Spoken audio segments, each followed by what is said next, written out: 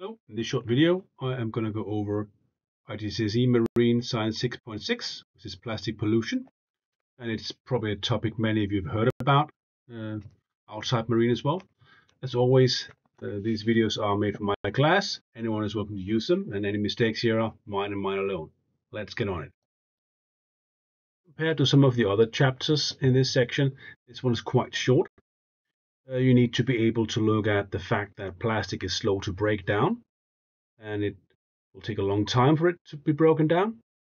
You need to be able to describe the potential impact of plastic on marine ecosystem, focusing on microplastic, large plastic that can be ingested by animals, and entanglement by ghost webs and other things.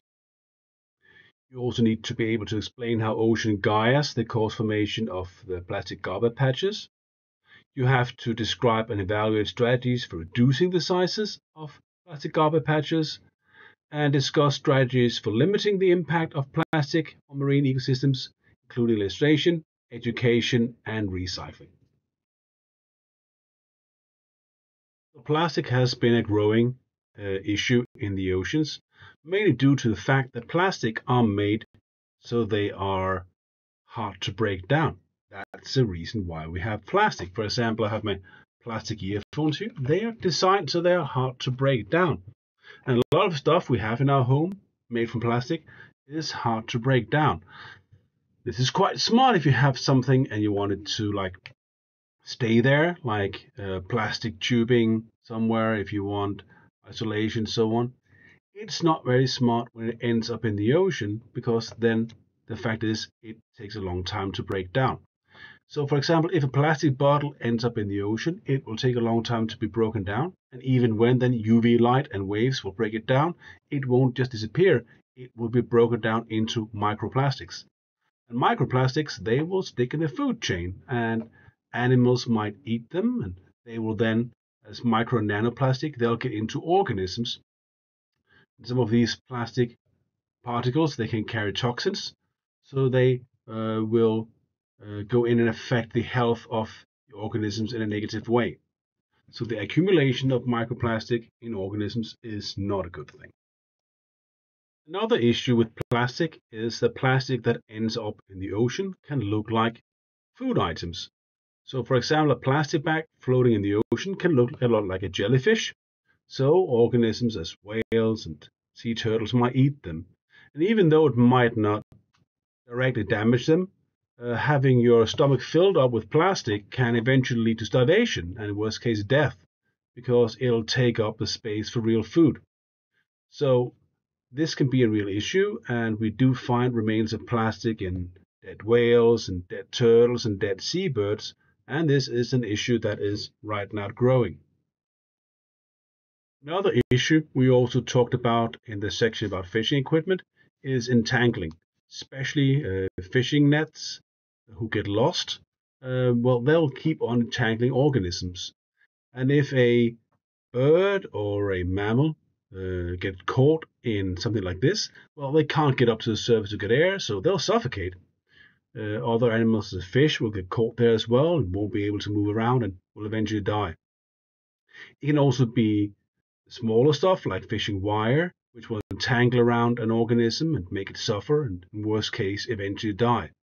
So these entangling piece of plastic in the ocean is a serious issue, and there's a good case being made for limiting the amount of ghost net floating in the ocean.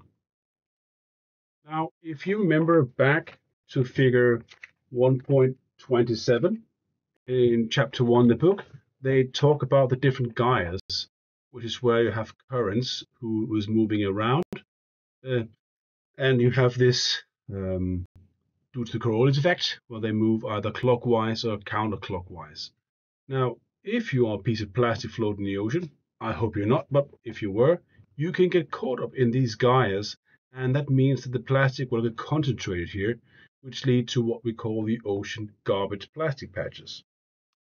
There is this idea that it's a massive island of plastic. It is not. These are just areas where there is a lot more plastic than we find elsewhere. And this is, of course, an issue because it's a huge part of the ocean where we're going to find a lot of plastic pollution both in the surface and further down the water column. So, of course, we would like there to be ways to clean up the garbage patches. And it's a priority, but it's not going to be easy. And the most important thing is, of course, not to contribute more waste. And then, of course, we are looking at options to remove waste from the garbage patches. Removing the existing plastic is not easy. The gyres are big, they're out in the middle of the ocean, and it's going to take a lot of work to remove them. There is a non-profit organization called the Ocean Cleanup, that uses booms to capture the waste from the surface and to capture it that way. But again, it's not going to solve all the issues. What's more important is stuff like government legislation, like to limit the use of single-use plastic, and charging and taxes can be introduced on plastic bags and so on. Some countries have introduced a charge on plastic carriers to encourage customers to reuse plastic bags. More and more supermarkets are using paper bags instead. Also, education is important because many people are unaware of the damage done by plastic. So it is important to know that plastic, even if it just ends up in the street, can be carried by water into the river, and then that river will wash it to the sea. Recycling of plastic is also a powerful tool to limit the amount of plastic that goes into our ocean. People should also be encouraged to reuse plastic carriers, reuse plastic bottles, so on, so they don't end up in landfills or worse, in our oceans. If less plastic is produced, well, less will enter the ocean. There are some problems with this, but it's a problem we need to solve. We also need international cooperation, and we need companies to help solve the problem that they themselves are helping to create.